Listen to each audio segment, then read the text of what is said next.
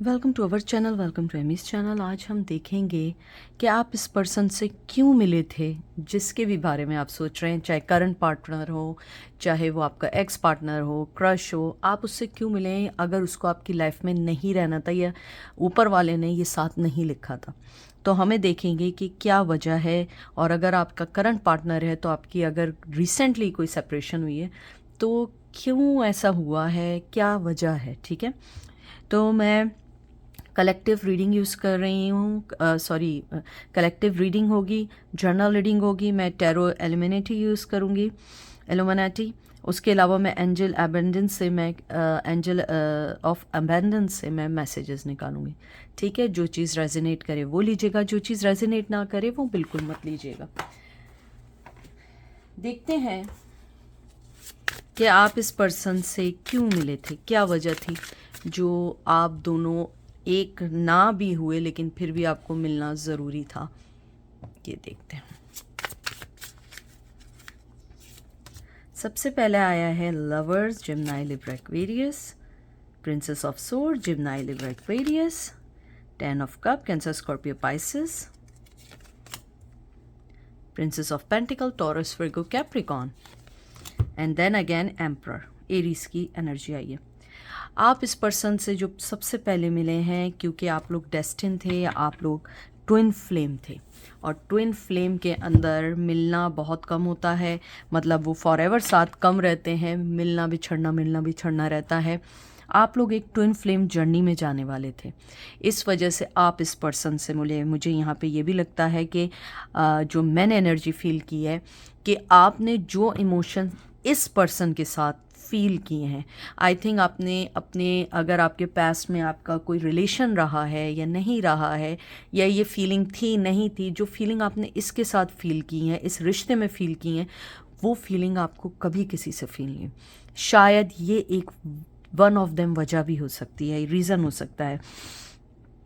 एक और बहुत स्ट्रॉन्ग जो मुझे एंजल ने बोला है वो ये है कि आपको ये पर्सन इसलिए भी मिला, या आपकी डेस्टिनी में था, कि शायद आप लोग बहुत खुदा तर्स, जो कहते हैं ना, बहुत डाउन टू अर्थ लोग थे, बड़े ग्राउंडेड लोग थे। आप लोगों ने हर चीज़ को पॉजिटिव सोचा। अगर किसी ने गलत भी किया ना तो आप लोग यही सोचते थे इट्स ओके, हो सकता है उसने गलत कर दिया हो, लेकिन आपको ये बताना था कि कुछ लोग ज़िंदगी में आपकी लाइफ को डिस्ट्रॉय भी कर सकते हैं।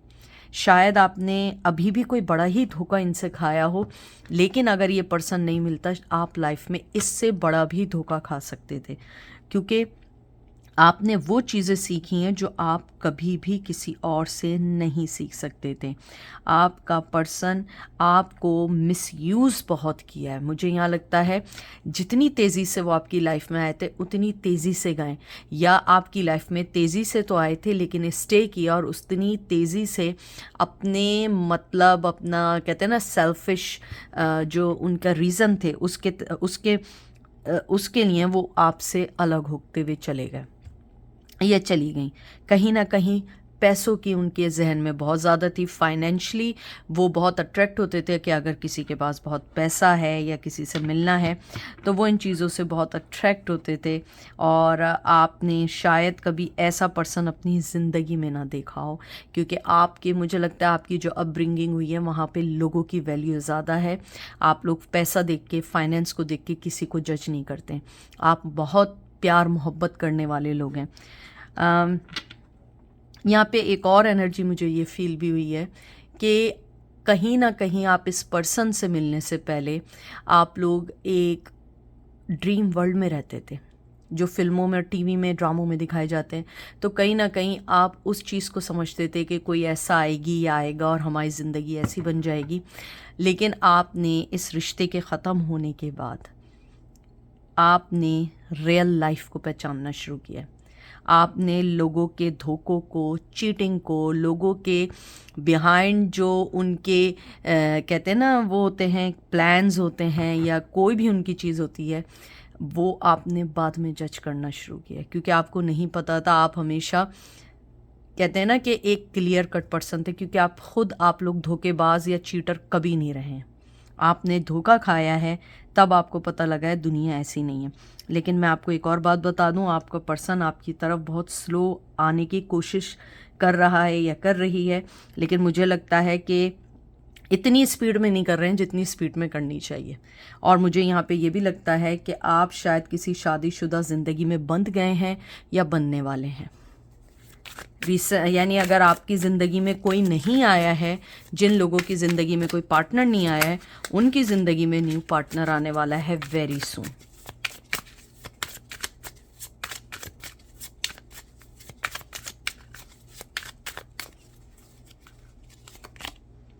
Strength Leo, 9 of cup Cancer Scorpio Pisces, 5 of pentacle Taurus Virgo Capricorn, 2 of swords Gemini Libra Aquarius.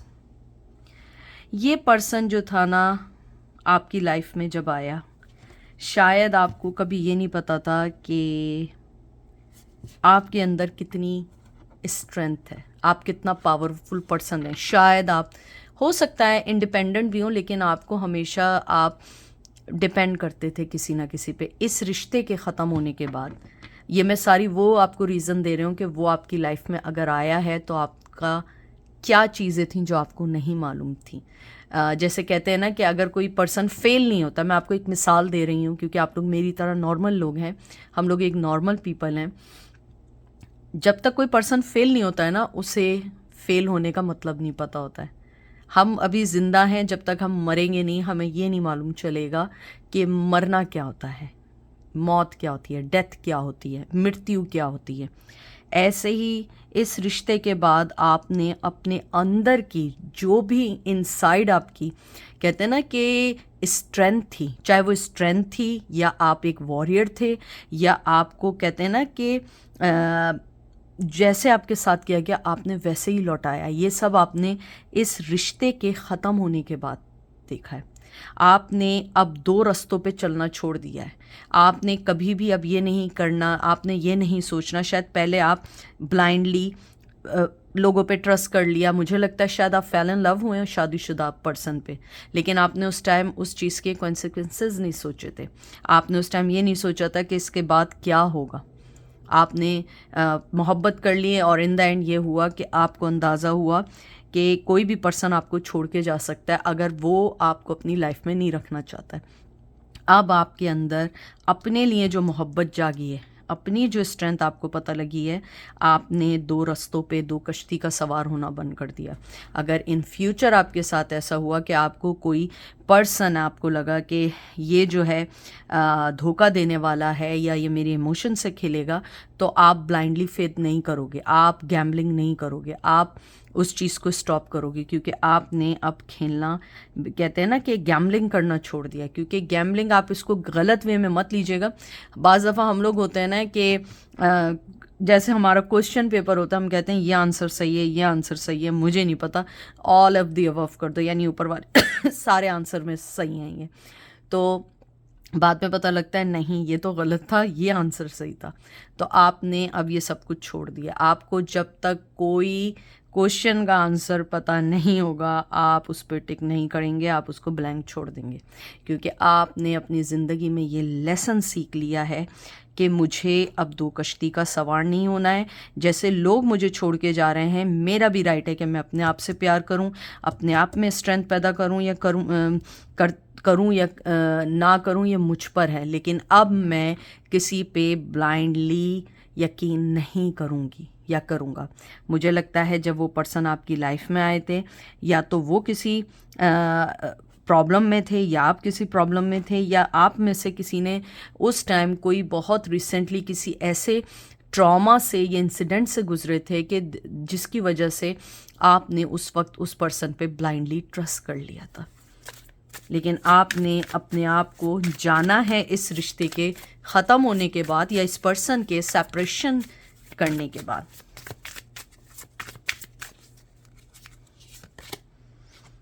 Princess of wands, Aries, Leo, Sag, death. देख लीजिए ट्रांसफॉर्मेशन, स्कॉर्पियो की एनर्जी आई है। अब देखेंगे लास्ट कार्ड क्या आया है। 4 of pentacle, Taurus, Virgo, Capricorn. ये कार्ड मुझे इस बात को बताते हैं कि आपने अपने आप को बहुत चेंज किया है।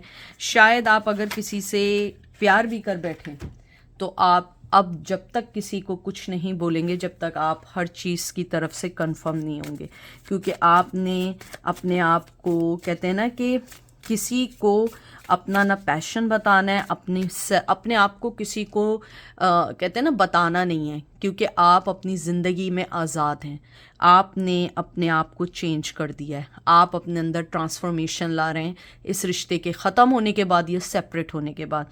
और ये शख्स या जो पर्सन आपकी लाइफ में था, उसका आना आपकी ज़िंदगी में इसलिए डेस्टिन था क्योंकि शायद आप ये सारी चीज़ें रेगुलर वे में नहीं शायद समझ पाते, और ये ऊपर वाले का डिवाइन टाइमिंग था जिसने आपके लिए ये पर्सन भेजा था और आपने उसको एक्सेप्ट किया था।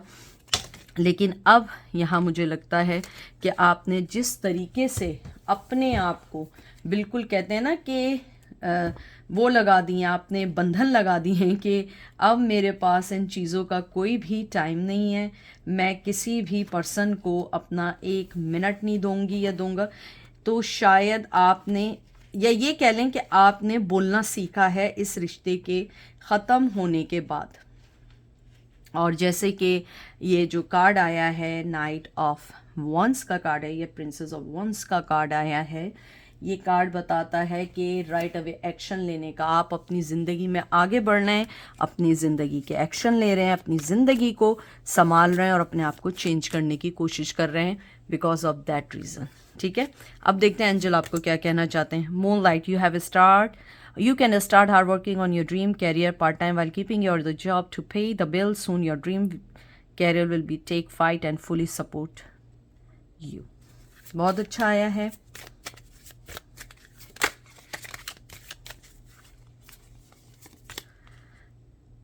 Partnership, allow healthful supportive partnership into your personal life and career, and both parties benefits. As a result, you are receiving help from heaven and from a person who brings needed skills and resources. आपको angel ये कहना चाहते हैं, सबसे पहले ये कहना चाह रहे हैं कि जहाँ आप काम कर रहे हैं, जो वर्क कर रहे हैं, आप उस पर ध्यान दें, क्योंकि आपने जो सहना था वो सह लिया। अब आप जो हैं अपनी ज़िंदगी में आगे बढ़ें जैसे आप लोग बढ़ रहे हैं।